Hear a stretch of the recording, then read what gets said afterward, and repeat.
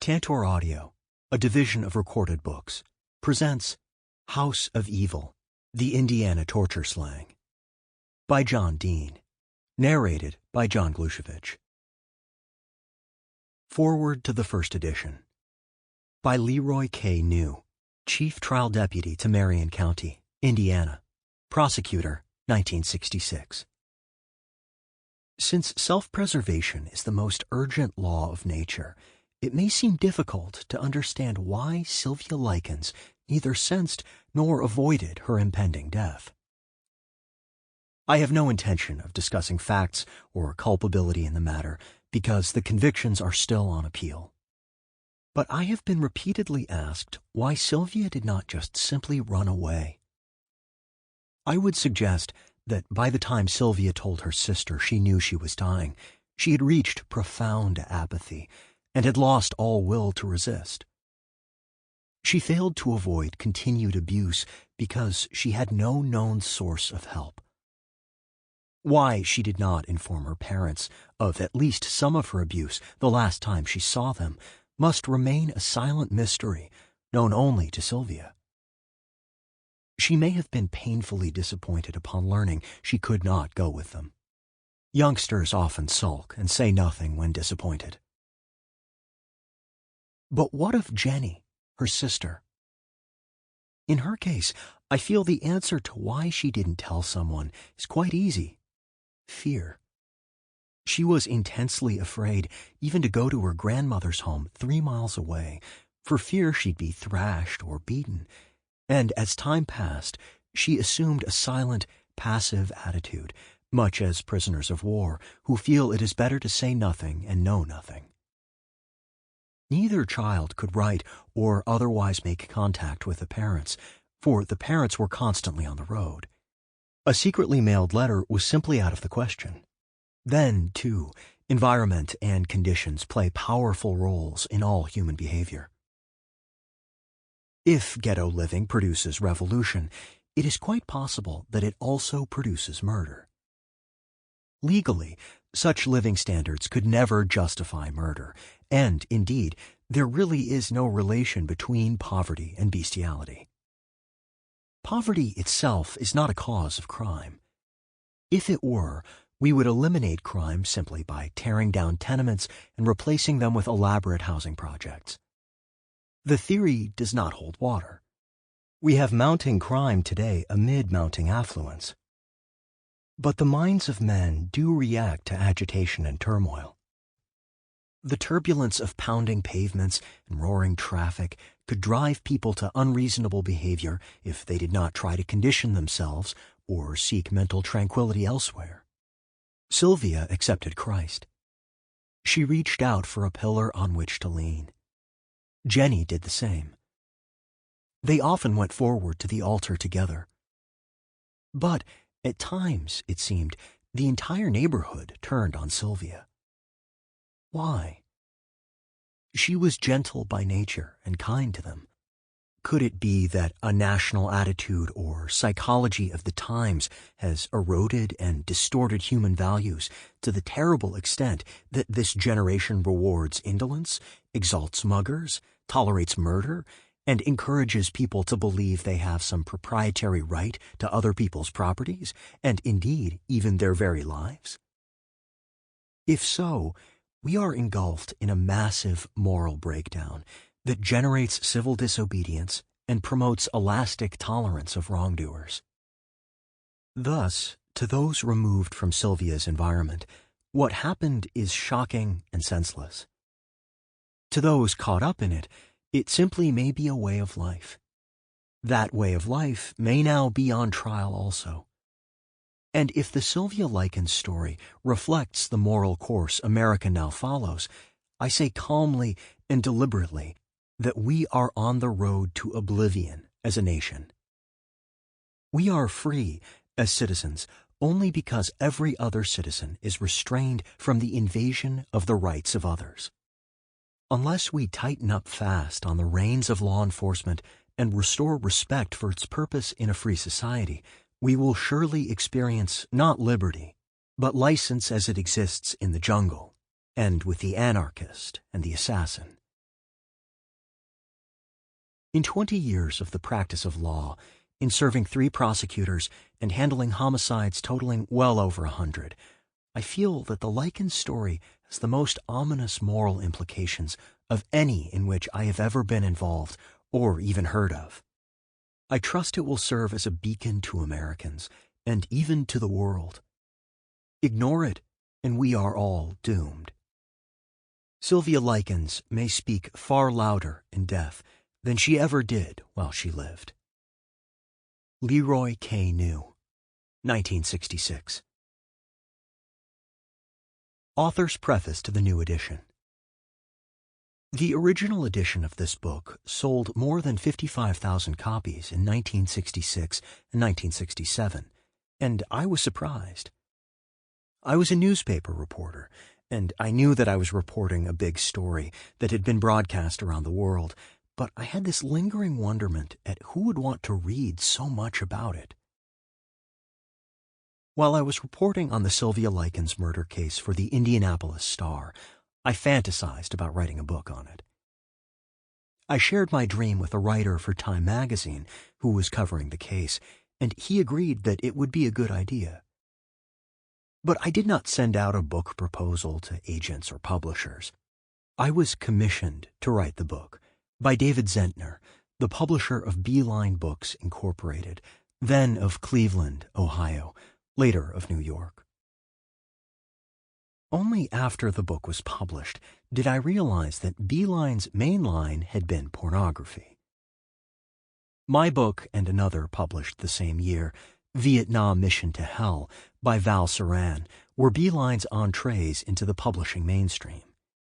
Previous titles in the company's catalog included such titles as Pekin Place, Some Came Sinning, and In Hot Blood. What really surprised me, though, much more than the initial sales, was that the book became a cult classic.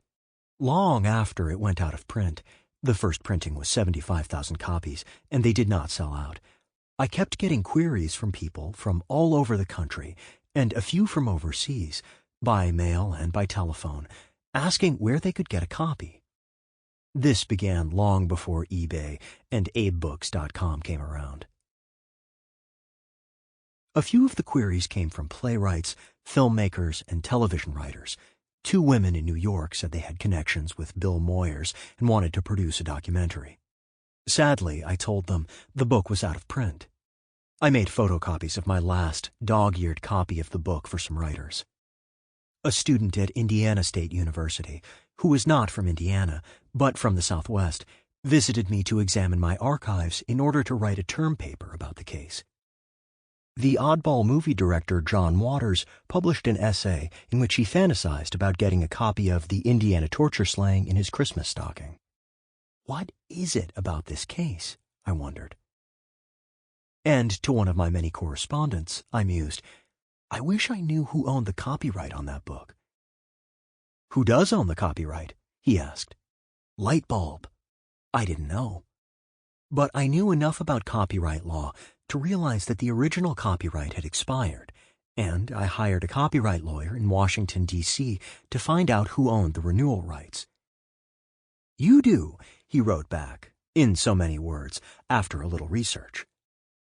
So I republished the book myself in 1999 and printed it myself under the imprint of a small press I had founded in 1980, and it has sold steadily ever since. I made more money on the first 100 copies I published myself than I did as the author on the 55,000 copies that had been sold more than 30 years before. And now, finally, a Hollywood movie has been made about the case, An American Crime, which debuted at the 2007 Sundance Film Festival. But all this merely demonstrates the continuing fascination with the murder of Sylvia Likens by Gertrude Baniszewski and a gang of children. It doesn't explain the fascination, and I remain at a loss to explain it. Many writers, including the writer and director of An American Crime, have compared the Likens case to William Golding's 1954 novel Lord of the Flies, in which a community of unsupervised children commit unspeakable atrocities on their fellows. But that comparison has never convinced me. The children in Lord of the Flies had no adult supervision. The children who participated in the murder of Sylvia Likens were not merely sanctioned, but were even directed by an adult, the divorcee Gertrude Baniszewski.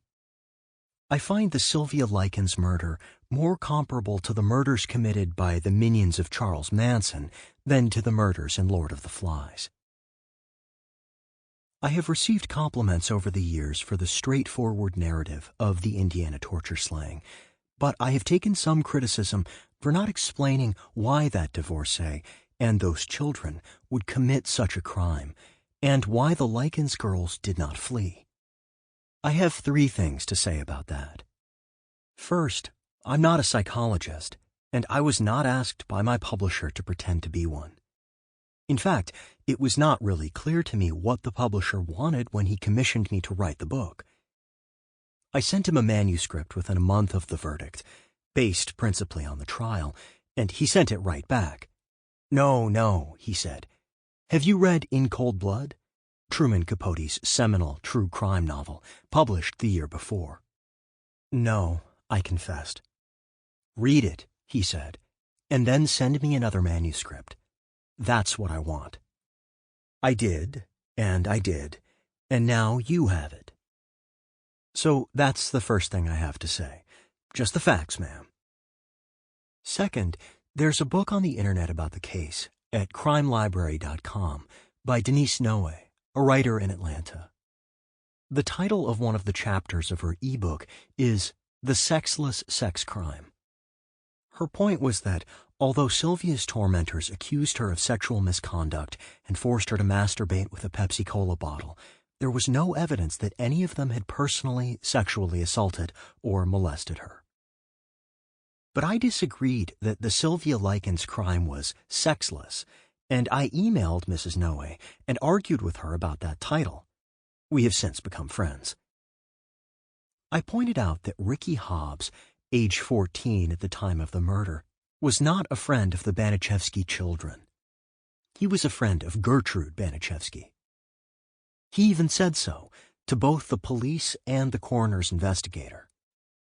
That and other sexual innuendos, including the defense attorney's portrayal of Gertrude Baniszewski as a siren, were reported in the articles I wrote for the Indianapolis Star at the time, as well as in my book. There's a photograph of Gertrude Baniszewski and Ricky Hobbs in court together that is worth 1,000 words. It shows Baniszewski and Hobbs as a couple. It's one of the most remarkable journalistic photos you will ever see. In my mind, it ranks with the 1930s photos of the Okies, with the 1945 Iwo Jima photo, and with the photo of the young girl running toward the camera and away from the napalm in Vietnam. I don't know who took the courtroom photo of Gertrude and Ricky. I saw it in a detective magazine, uncredited and uncopyrighted. There was a sexual relationship between Ricky Hobbs and Gertrude Baniszewski. I am not saying that they had sexual relations. Only they would know that, and both are deceased. Hobbs denied it vehemently on the witness stand. Gertrude Baniszewski was not asked. But denial is fiercest in the face of circumstantial evidence impossible to rebut. I have reservations about the credibility of Hobbs's denial. What else besides sex would motivate an otherwise decent young man to carve words upon a girl's belly with a burning wand? Everything fits, including Hobbs's death at 21 years of age from cancer. He was a tormented young man. So there's a little psychology for you. All I am saying is that sex is a powerful enough motivation for murder. We know that from history. Sex was Charles Manson's most powerful persuasion of the young women who killed for him, and of the men who killed for him too, rewarded by sexual favors from his women. But while we can speculate forever on Ricky Hobbs's motivation in the murder of Sylvia Likens and the others, we'll never know. Third, the prosecutor, Leroy New, presented the best psychological analysis of the crime I have ever seen in his introduction to the first edition of this book, reprinted in this edition. He dealt harshly with the defense's excuse of poverty and intensively with Sylvia Likens' failure to avoid or escape her fate. He makes as good a case with that as he made in court. This book presents the facts of the case. You figure it out. John Dean, 2008. Revised Author's Preface to the First Edition. In almost every trial, the 12 members of the jury are faced with the task of sifting the truth out of hours of conflicting testimony. They must decide what is right, what is wrong, what is significant, what is trivial, who is truthful, who is lying, who remembers correctly, who has forgotten. Even the honest witness unconsciously distorts facts in the retelling. To reconstruct what actually did happen in each detail from the testimony is impossible. The juror can only come to a reasonable conclusion as to what happened. This book is an attempt to come to a reasonable conclusion as to what actually happened to Sylvia Likens. The listener is spared the task of sifting through reams of conflicting testimony, much of it purposely distorted. The conclusions of this book, which is in narrative form, are based on a selection of the most credible testimony in a 5-week trial, on statements that eyewitnesses gave to police and to writers outside the trial, on the opinions of lawyers, on the interpretations of psychiatrists, and on the confirmation of a jury's verdict. Some incidents related in this book may not have occurred exactly as they are told. That a perfect reconstruction of the brutal crime would be achieved was neither expected nor intended, for it would have been impossible.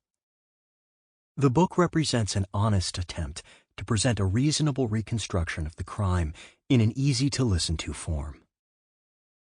John Dean, 1966. 1. The Most Terrible Crime. 2 children, a boy and a girl in their early teens, knelt over the motionless body of another teenage girl, trying to breathe life back into her mangled, emaciated form. They were trying to deny what was already, but for a few last, labored breaths, a fact. A deputy prosecutor was later to call this death the most terrible crime ever committed in the state of Indiana. "She's faking! She's all right!" screeched the haggard, panic-stricken woman standing in the doorway. The boy, a gangly 14-year-old whose straight blonde hair tended to slide over his black, horn-rimmed glasses, rushed the woman back downstairs. "Someone better call a doctor or somebody," his companion told him when he regained the top of the stairs. Stephanie Baniszewski, 15 years old, had never looked more serious. A glint of reproach in her eyes told Richard Hobbs that she meant it. He started back down, taking the last 3 steps in one jump. Stephanie heard her mother, the woman who had been forced downstairs, tell Richard that the police were the ones to call. The Hobbs boy, joined by the woman's husky 12-year-old son, Johnny, headed for the nearest telephone, a payphone at the Shell station across the corner. It was at twilight of what had been a brisk October day, but the boys knew they had no time to put on wraps before darting across the busy one-way street. Patrolman Melvin D. Dixon had been cruising the neighborhood about 2 hours when the radio crackled with his signal. He saw no reason to expect any particular trouble on this night. It was a Tuesday, and it was chilly. It had been quiet so far, except for the usual rush-hour headaches. The traffic had slacked off now, and since it was not quite dark yet, Dixon thought he would have things easy for a while. Lean, dark and roughly handsome in his dark blue uniform. Dixon, 45 years old, had been on the force long enough to know you sometimes get trouble when you least expect it, however. It was 6:27 p.m., October 26, 1965, when the dispatcher called Dixon's signal. "Go to 3850 East New York," the dispatcher spaced out the words in his usual casual manner. "Investigate possible dead girl." You don't get one like that every day. But then, more often than not, it turns out to be a fainting spell. Occasionally, a child might bleed to death from a household cut.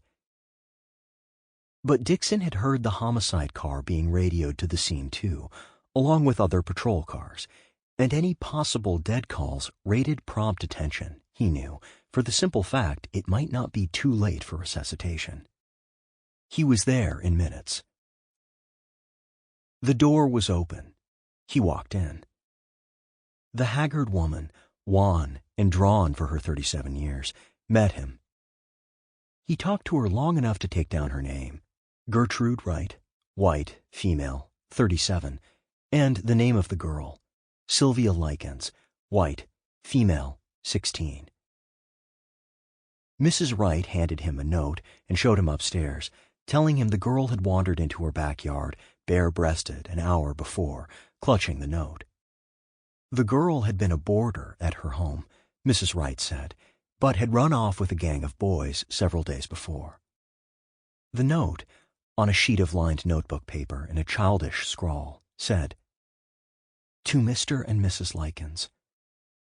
I went with a gang of boys in the middle of the night, and they said that they would pay me if I would give them something, so I got in the car, and they all got what they wanted, and they did, and when they got finished, they beat me up and left sores on my face and all over my body. And they also put on my stomach, 'I am a prostitute, and proud of it.' I have done just about everything that I could do just to make Gertie mad and cost Gertie more money than she's got. I've tore up a new mattress and peed on it. I have also cost Gertie doctor bills that she really can't pay and made Gertie a nervous wreck and all her kids. I cost her $35 for a hospital in one day, and I wouldn't do nothing around the house. I have done anything to do things, to make things out of the way, to make things worse for them." This pitiful note was not signed. Had Dixon taken the time to read it then, he would have suspected it was phony, merely from the formal form of address from a girl to her parents. He would have seen that the note no doubt was dictated by someone else, from the writers mistaking the sound of cost in the third paragraph for cause, as is apparent in the correction made. But Dixon, who later handed the note to a detective, was more intent on seeing the body. What he saw was the long, thin body of a teenage girl, stretched out on her back, on a mattress on the floor of the bedroom. Although she wore a sweater and slacks, her midriff was exposed, and Dixon could plainly see the words, "I'm a prostitute and proud of it," freshly carved on her belly. Above that inscription, deeply branded into her chest, was a large, curious 3. Her light brown hair was shaggy, disheveled, and cut short. Her face was covered with sores, and the entire left side of her face was discolored where the skin had eroded. There were open sores also around the markings on her abdomen, and bruises. Dixon knew that she was dead. The deputy coroner, Dr. Arthur Paul Keeble, arrived about an hour later. He found the body in complete rigor and at room temperature, indicating she may have been dead 8 hours.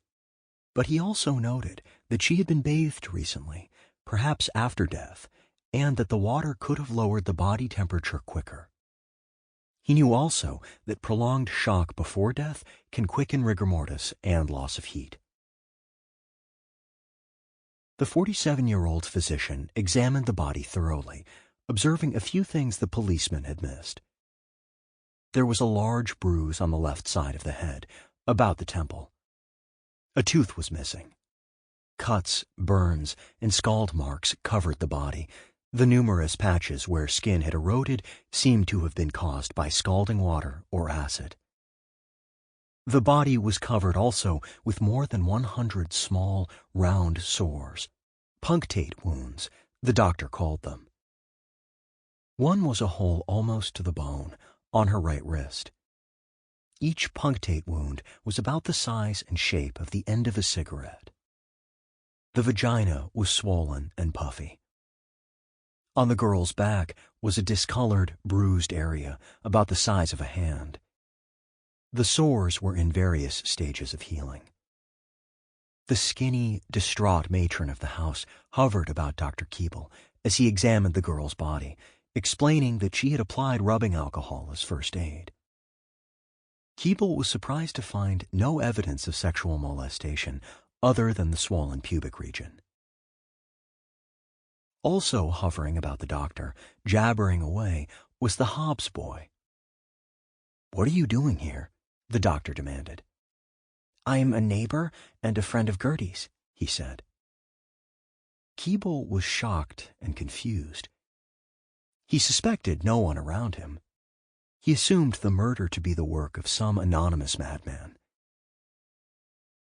Dr. Charles R. Ellis, the young resident pathologist who performed the autopsy on the girl's body a few hours later, noticed a few more things. Her lips were in shreds. Her fingernails were broken backward, all of them. Though not yet 30, Ellis was a veteran of more than 250 criminal autopsies, but he cringed as he thought of the pain Sylvia had endured. Ellis noted that the patchy skin loss areas were mainly about the face, neck, and breasts. The right knee was also bare of skin. Examination of the internal organs revealed more. The liver was fatty and yellow, indicating malnutrition. The pelvic bones' prominence also indicated loss of weight. An alteration in the kidneys indicated the victim had been in shock for some time prior to her death, perhaps as much as 2 or 3 days. Examination of the brain showed the effect of the large external bruise about the temple. The doctor drained off 2 tablespoons of free-flowing, unclotted blood. Unstopped bleeding in such an area causes loss of consciousness and eventual death as pressure on the brain builds up. The doctor concluded that Sylvia died of a subdural hematoma caused by the blow to the head, with shock, malnutrition, and the excessive injuries as underlying factors. Detective Sergeant William E. Kaiser had arrived at the Wright house within 10 minutes of Patrolman Dixon. Other policemen already were swarming through the house, taking photographs, making notes, and controlling traffic. Shortly after Kaiser's arrival, a tiny teenage girl limped toward the house from across New York Street. A rake in her hand, her dingy blonde hair stringing from her shoulders, the crippled girl quickened her pace as she saw the patrol cars parked outside the house.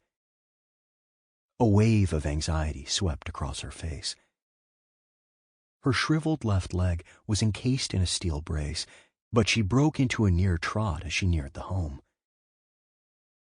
Police reports listed her later as Jenny Faye Likens, white, female, 15.